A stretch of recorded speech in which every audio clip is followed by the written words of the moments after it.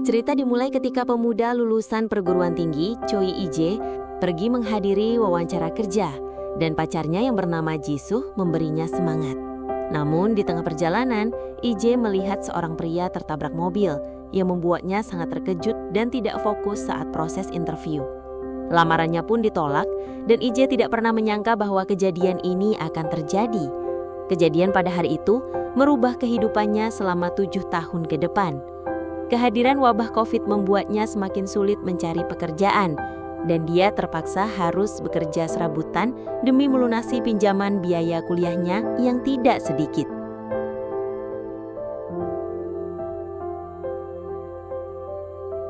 Mimpinya tidak besar, dia hanya ingin mendapat penghasilan tetap dan berkeluarga seperti orang pada umumnya.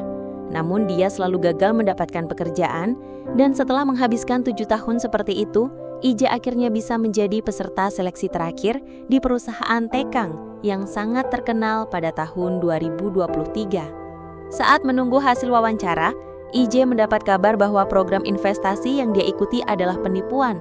Semua uang tabungannya hilang dan mimpinya untuk menikahi Jisoo semakin jauh. Hatinya pun hancur saat dia melihat pacarnya bersama pria lain dan dia mengakhiri hubungannya saat itu juga. Ije menyalahkan dirinya sendiri karena merasa dirinya tidak berguna dan hanya menjadi beban untuk pacarnya. Penderitaannya terus berlanjut ketika pemilik rumah mengusirnya karena dia tidak membayar sewa dan semua barang-barangnya yang dikeluarkan basah terkena air hujan. Tidak sampai di situ, perusahaan Tekang memberi kabar bahwa dia gagal pada seleksi terakhir. Ije semakin bingung dan takut untuk menjalani kehidupannya. Dia putus asa dan memilih untuk mengakhiri hidupnya sendiri dengan melompat dari atas gedung tepat ketika ponselnya berdering karena panggilan dari ibunya. Namun, tampaknya keputusan Ije tidak menyelesaikan masalah. Dia secara ajaib terbangun di pesawat jet pribadi dan mendapati dirinya ada di tubuh orang lain. Seorang wanita yang mengaku sebagai manifestasi kematian membawanya ke alam baka dan memberitahunya bahwa dia harus dihukum karena melakukan dosa besar. Sebagai hukuman karena menghina kematian, Ije harus mengalami 12 kematian lagi di tubuh reinkarnasi yang berbeda. Tapi jika dia bisa bertahan di salah satu tubuh itu, maka dia bisa melanjutkan sisa hidupnya di tubuh tersebut. Namun kematian tidak akan membuat cobaan ini mudah. Dan tubuh pertama yang ditempati Ije adalah CEO perusahaan Tekang yang dikenal sebagai Jin Tae. Ije menyerap semua ingatan yang dimiliki reinkarnasinya setelah sebuah kristal melayang di udara dan masuk ke dalam kepalanya. Dengan semua kekayaan yang dimiliki Jin Tae, Ije mulai bersemangat untuk melanjutkan kehidupan barunya. Namun tidak lama dari itu, dia harus mati ketika pesawat yang ditumpanginya meledak dan dia terbangun di depan pintu neraka di mana kematian sudah menunggunya di sana. Ije sangat kesal karena dia bahkan tidak tahu cara meloloskan diri dari kecelakaan pesawat. Tapi itulah tantangannya dan dia harus mencari caranya sendiri. Karena Ije menganggap ini seperti permainan, kematian menjelaskannya dengan analogi video game. Pada dasarnya, pemilik tubuh yang ditempati Ije akan segera mati dan progres kehidupan mereka disimpan ke dalam save game. Ije diberi kesempatan untuk mengakses save game tersebut dan jika dia bisa memberi ending yang berbeda untuk reinkarnasinya, dia bisa melanjutkan kehidupannya di tubuh barunya itu. Ije masih punya 11 tubuh yang tersisa untuk ditempati. Sebelum melanjutkan hukumannya, kematian membawanya ke neraka untuk melihat betapa mengerikannya tempat tersebut. Dia ingin memberinya pelajaran bahwa neraka jauh lebih menyiksa daripada kesulitan di dunia. Dengan pistol yang terisi 12 peluru, kematian menembak Ije yang akan membawanya pada kehidupan berikutnya. Reinkarnasi berikutnya adalah penggiat olahraga ekstrim. Dari tubuh kedua ini, Ije belajar bahwa dia tidak hanya mendapatkan ingatan reinkarnasinya, tetapi juga bakat mereka. Saat ini tubuh barunya sedang terjun bebas di udara tanpa parasut untuk mencetak rekor dunia dan mengalihkan perhatian publik atas perintah seseorang guna menutupi sebuah kasus kejahatan. Misinya adalah mendarat di tempat yang telah disiapkan. Jika berhasil, perusahaan yang mensponsori kegiatannya itu akan memberikan hadiah uang 3 miliar won. Sialnya bagi Ije, aksi pendaratannya tidak berjalan lancar dan dia kembali ke alam baka. Ije bertanya kesalahan apa yang membuatnya harus dihukum seperti ini. Kematian menjelaskan bahwa dosanya untuk mengakhiri hidup sendiri sudah besar, tapi masih ada yang jauh lebih besar dari itu. Ije merasa tidak melakukan dosa selain mengakhiri hidupnya sendiri, dan itu adalah bukti bahwa dia belum belajar apa-apa dari hukumannya saat ini. Tubuh ketiga yang ditempati Ije adalah siswa SMA bernama Hyoksu, yang mengakhiri hidupnya sendiri karena selalu diintimidasi di sekolah. Setelah menyerap ingatannya, Ije belajar memahami bahwa Hyoksu sudah lama memendam masalahnya sendiri karena dia tidak ingin membuat ibunya khawatir dan menambah beban pikirannya.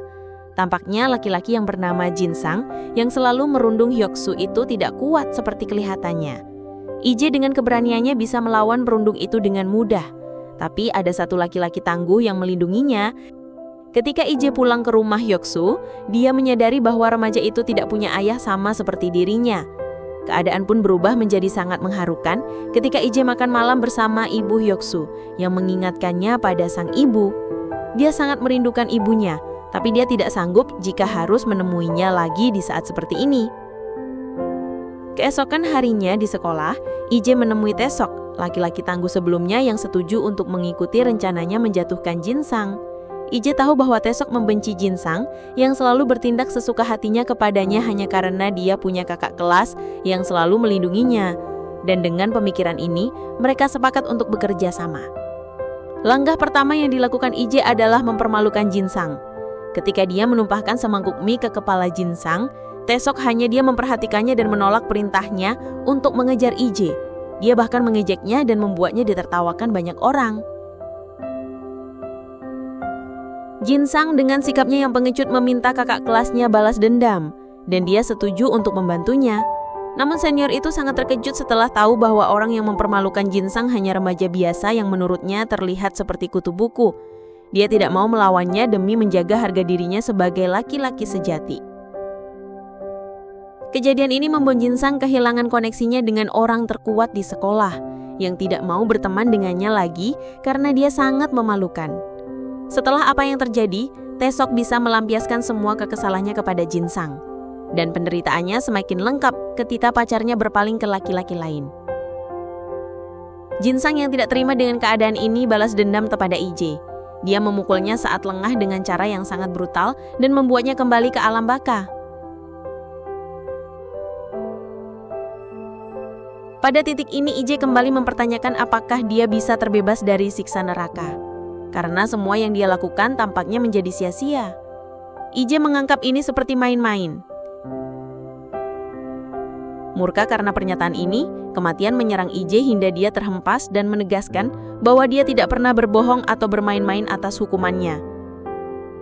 Terakhir, sebelum mengirimnya lagi ke dunia, dia memperingati Ije untuk tidak mengakhiri hidupnya sendiri saat menjalani hukumannya, atau dia akan mendapat rasa sakit yang lebih buruk.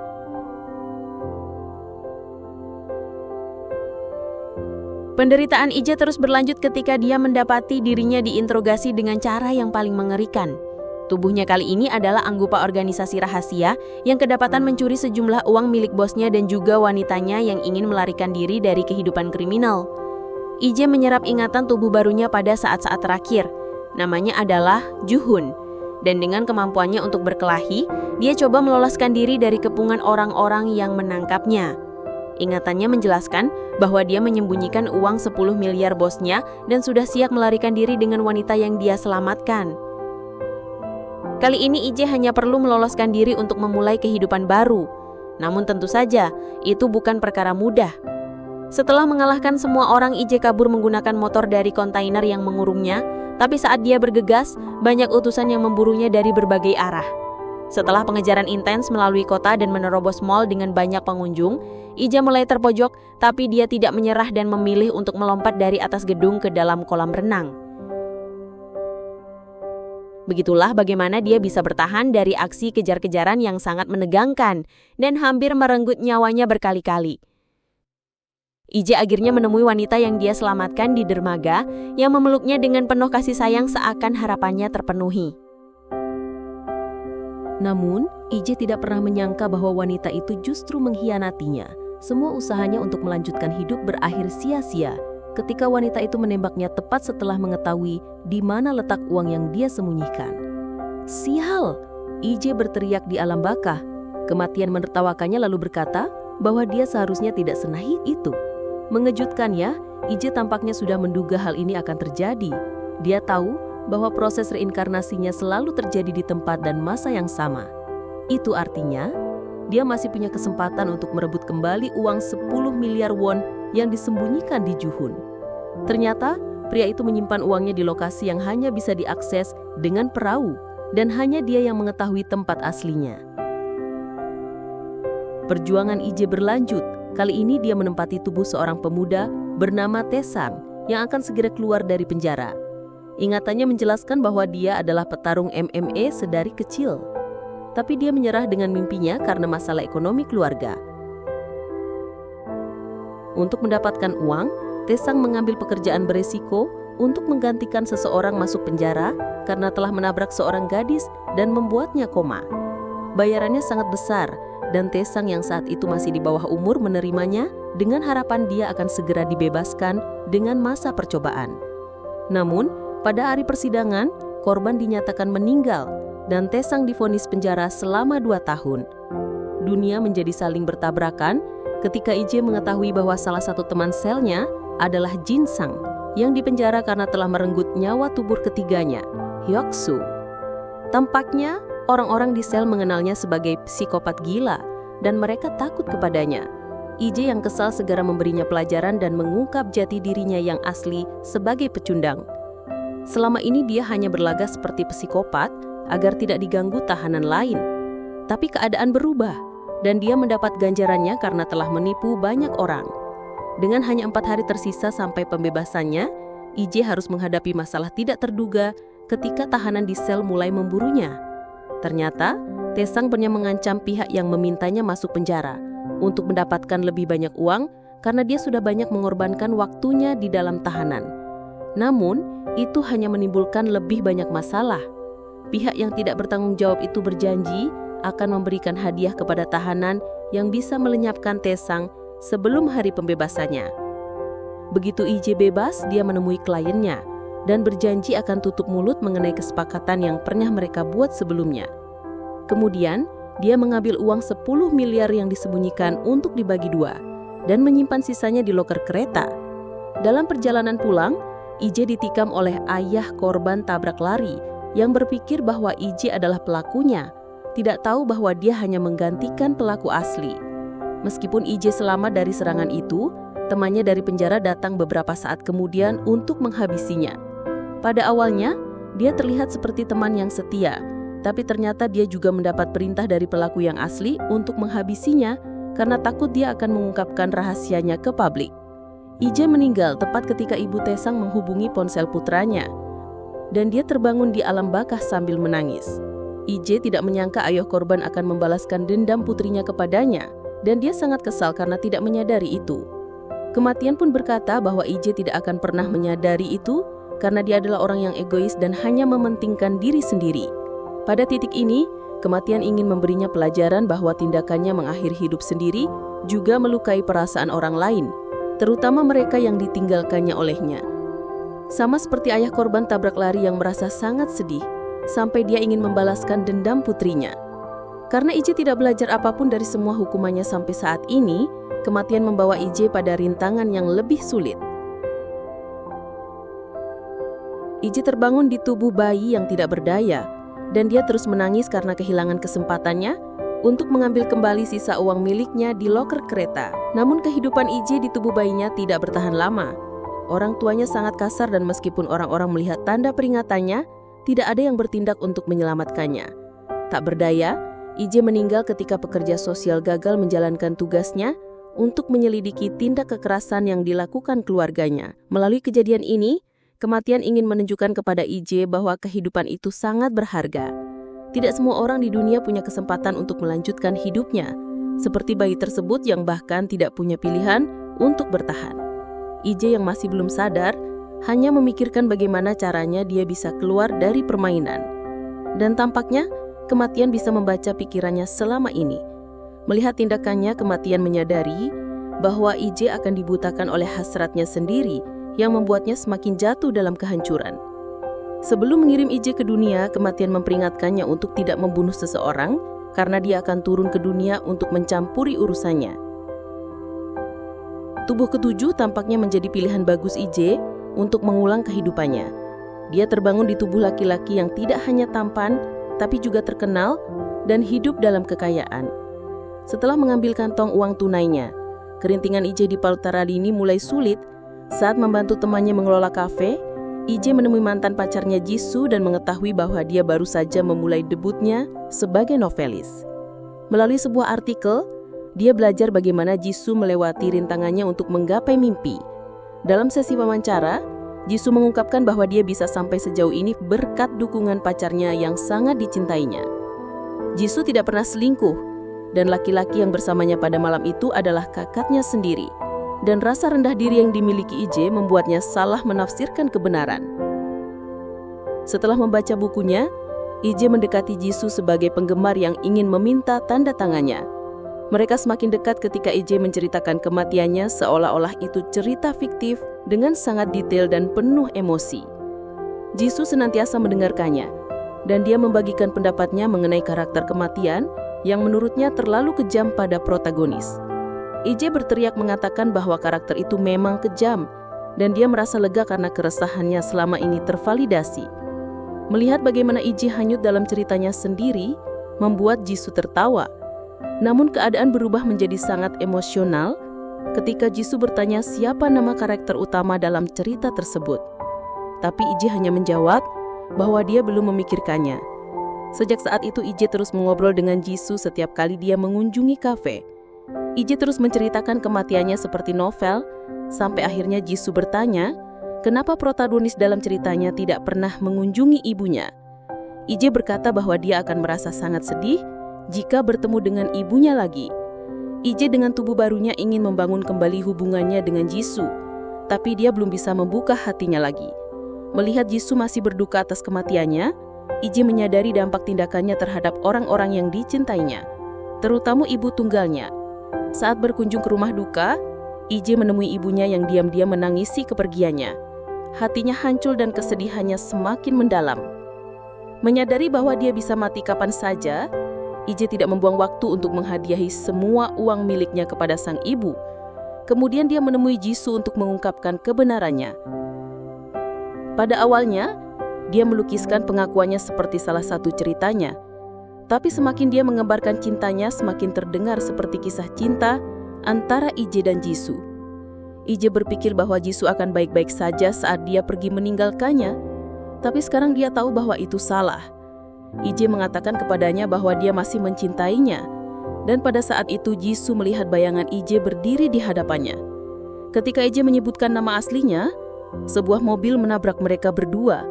Merenggut nyawa Jisoo di tempat, dan Ije setengah sadar terkejut saat melihat pelakunya adalah psikopat yang selalu berkaitan dengan semua reinkarnasinya selama ini. Dia adalah Park Tae-woo, waris perusahaan grup Taikang, sekaligus kakak dari tubuh pertama yang ditempati Ije. Dia juga orang yang mensponsori olahraga ekstrim, tubuh kedua yang berjanji akan memberinya uang 3 miliar. Dia juga orang yang membayar tubuh keempat untuk menjalankan aksi kriminalnya. Dia juga pelaku sebenarnya yang menabrak seorang gadis hingga koma dan meminta tubuh kelima untuk menggantikannya di penjara. Dan sekarang, dia menjadi pelaku yang membunuh tubuh ketujuh pada saat-saat terakhir. Kemudian dia meminta bawahannya untuk menggantikannya masuk penjara. Di alam baka, Ije menangisi kepergian Jisoo yang membuatnya patah hati, dan dia bersumpah akan membalas kematiannya. Ije menyalahkan kematian atas apa yang terjadi kepada Jisoo, tapi dia menjelaskan bahwa Jisoo dan tubuh ketujuhnya memang ditakdirkan untuk tertabrak mobil pada saat itu. Tidak ingin membuang waktu, Ije meminta maut untuk segera mengirimnya ke dunia, dan perjalanannya berlanjut ketika dia terbangun di tubuh Gyu Chol, seorang seniman yang suka membuat karya dengan darah manusia. Dia adalah seorang psikopat jenius yang sudah merenggut banyak nyawa, tapi polisi tidak pernah bisa mengungkap jati dirinya. Dalam kisahnya, Gyu Chol adalah seniman yang karyanya tidak pernah dihargai, hingga suatu ketika dia tidak sengaja melihat seseorang mengakhiri hidupnya sendiri, dan kejadian itu memberinya inspirasi untuk membuat karya tidak biasa yang berkaitan dengan darah dan kematian. Gyuchol tampaknya menderita penyakit serius. Dia terkena tumor otak dan dokter memberitahunya bahwa dia tidak punya banyak waktu untuk hidup. Ije tidak peduli karena misinya kali ini adalah melenyapkan Taewoo untuk membalas kematian mantan pacarnya.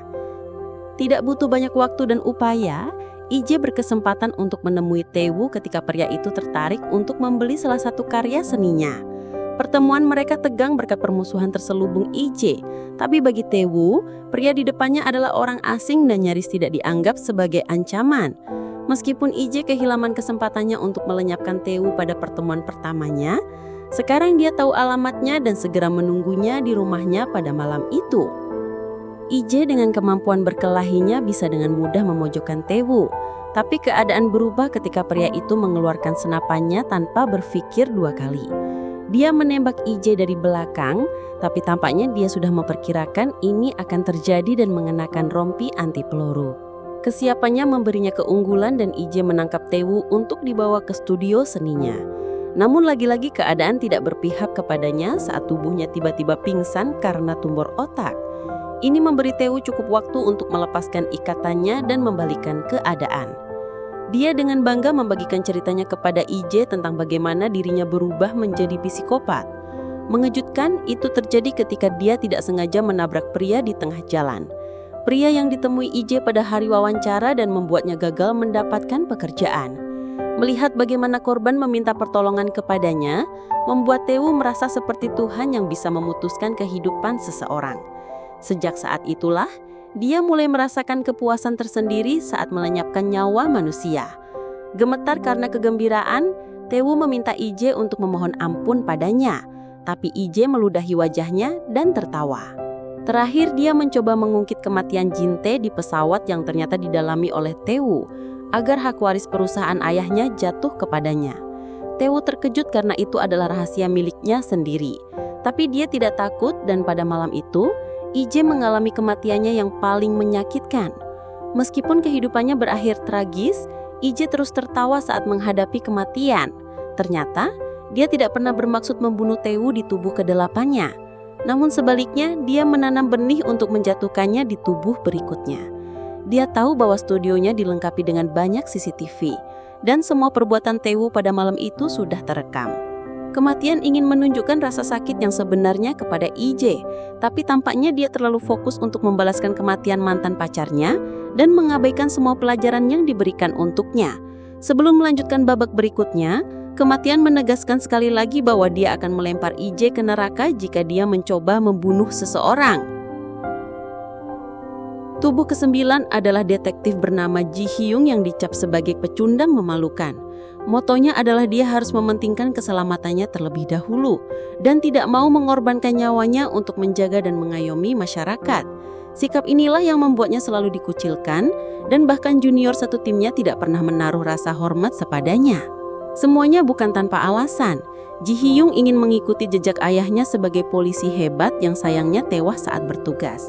Ketika Ji Hyung akhirnya menjadi seorang polisi, ibunya jatuh sakit karena khawatir dan takut putrinya akan pergi meninggalkannya juga. Karena itu, Ji Hyung berjanji kepada ibunya bahwa apapun yang terjadi, dia akan mengutamakan keselamatannya. Sekarang, Ije dengan ambisinya memanfaatkan Ji Hyung untuk menumbangkan Taewoo. Di hari pertamanya sebagai detektif, Ije menumbangkan seorang pemuda yang mengamuk di tengah jalan sambil membawa benda tajam. Ternyata pemuda itu adalah mantan narapidana yang pernah mengkhianatinya di tubuh kelima. Aksi heroiknya tidak hanya menarik perhatian teman-teman polisinya, tapi juga semua orang yang melihat rekamannya di media sosial. Ije memimpin tim ke studio Gyuchol, di mana mereka menemukan semua bukti mengenai aksi tidak biasa yang dilakukan psikopat itu untuk membuat karya seni. Namun Ije secara khusus menyimpan rekaman terakhir Taewoo saat dia melenyapkan Gyuchol untuk dirinya sendiri. Dia tahu rekaman itu akan dihancurkan oleh polisi korup, jadi dia menyerahkan rekaman itu ke stasiun berita untuk dipublikasikan. Namun pengaruh perusahaan tegang yang sangat besar membuat Ije kesulitan untuk melawannya. Dia dipanggil ke kantor komisaris hanya untuk berhadapan dengan Taewoo yang ternyata sudah menyuap atasannya. Ije tidak mau bekerja sama dengan Taewoo, apalagi menerima suapan darinya. Ije memberitahu Taewoo bahwa yang diinginkannya hanyalah dia dan memberitahunya untuk bersiap membusuk di penjara. Membuat langkah pertama, Tewu mendekati para reporter dan memutarbalikkan cerita, sehingga orang-orang mulai menganggap dia korban yang mencoba memberi keadilan. Narasinya adalah dia tidak punya pilihan untuk melenyapkan Gyuchol untuk menghentikan kekejamannya selama ini. Stasiun berita juga hanya merilis rekaman di mana Gyuchol membawa Tewu ke studionya, memberikan kepercayaan kepada Tewu, dan masyarakat memuji dia sebagai pahlawan. Tapi saat dia menikmati kemenangannya, Ije menyerang. Dengan semua keterampilannya yang diperolehnya dari tubuh sebelumnya, Ije mengatur segalanya untuk menjebak Tewu. Kali ini dia menggunakan cara yang lebih ekstrim untuk menghadapinya. Pertama, dia menggunakan kemampuan tubuh keempatnya, Juhun, untuk merancang skenario penculikan yang sistematis. Dia membajak pesawat pribadi Tewu dan meletakkan bom di dalamnya. Kemudian dia menggunakan kemampuan tubuh keduanya, menggiat olahraga ekstrim, untuk terjun meninggalkan pesawat Tewu yang bergerak sendiri. Melalui video narasi, Ije memberi kesempatan pada Tewu untuk kabur menggunakan parasut 30 detik sebelum pesawatnya meledak. Dan meskipun Tewu berhasil meloloskan diri, Ije sudah siap untuk menghadapinya di daratan. Siluet tubuhnya menampakkan tubuh Ije yang asli. Dengan semua amarahnya, dia mencoba merenggut nyawa Tewu dan kematian turun ke bumi, bersiap untuk membawanya ke neraka. Beruntung, Ije mengurungkan niatnya saat teringat kepada Jisoo yang memberinya secerah harapan bahwa jalan ceritanya mungkin akan berakhir bahagia jika dia tidak melanggar peraturan. Ketika Ije berjalan pergi, Tewu yang masih terikat pada parasut bangkit untuk menikamnya. Namun sebuah hembusan angin mengempaskannya dan hidupnya berakhir tragis. Tewu bangun di rumah sakit beberapa hari kemudian dengan kedua kakinya yang diamputasi. Dan Ije berhasil mengungkap kejahatannya ke publik yang membuat dunianya hancur seketika. Setelah balas dendamnya tercapai, Ije melewati hari-harinya sebagai detektif Ji Hyung dengan juniornya yang sekarang sangat menghormatinya dan menganggapnya keluarga. Ibu detektif Ji Hyung sudah meninggal dan janjinya untuk mementingkan diri sendiri sudah tidak berlaku. Ije melakukan tindakan yang sangat berani saat mengorbankan dirinya untuk menyelamatkan juniornya, dan dia merasa sangat bangga dengan keputusannya. Namun, kematian mencemooh perasaan tersebut dan bertanya siapa dia sebenarnya. Ije yang bingung tidak bisa menjawab pertanyaan tersebut, dan kematian segera mengirimnya kembali ke dunia. Ije bangun dalam tubuh ke-10-nya, seorang tunawisma. Dia menonton berita tentang kematian detektif Ji Hyung yang meninggalkan luka untuk masyarakat. Untuk pertama kalinya, Ije menghadiri pemakamannya sendiri, dan dia mulai memahami maksud dari pertanyaan kematian tentang siapa dia sebenarnya.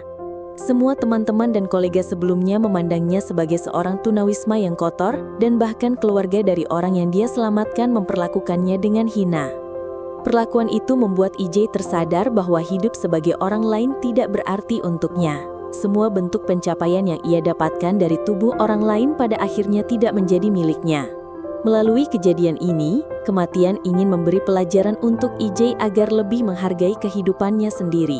Karena seburuk apapun nasib yang menimpanya, itulah kenyataannya. Dia tidak bisa menukarnya dan hanya bisa melewatinya. Namun Ije tampaknya belum sepenuhnya memahami maksud dari setiap hukumannya sampai saat ini.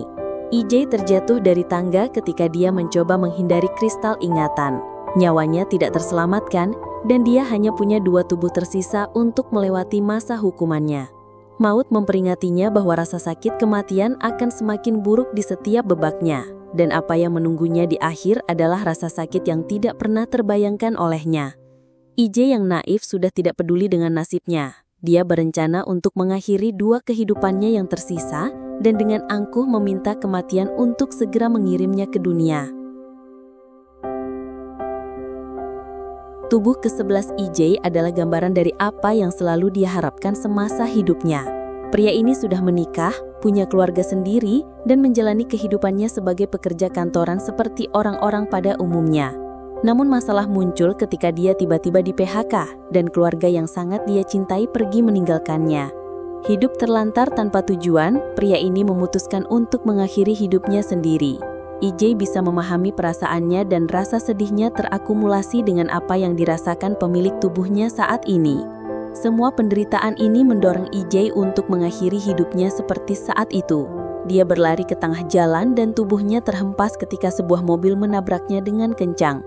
Mengejutkannya, tubuh ke-11 ternyata orang yang sama yang membuat EJ terkejut pada hari wawancara kerjanya, serta orang yang membangkitkan sensi gelap dalam diri Theo. Pada akhirnya, keputusan EJ untuk mengakhiri hidup adalah katalis yang memulai kekacauan ini dan sejarah terulang kembali. Semua penderitaan yang dia rasakan terjadi karena dirinya sendiri, dan pergantian peristiwa ini tidak mengherankan bagi kematian yang mengklaim bahwa manusia selalu membuang kesempatan dengan berpikir bahwa kematian adalah cara terbaik untuk mengakhiri penderitaan.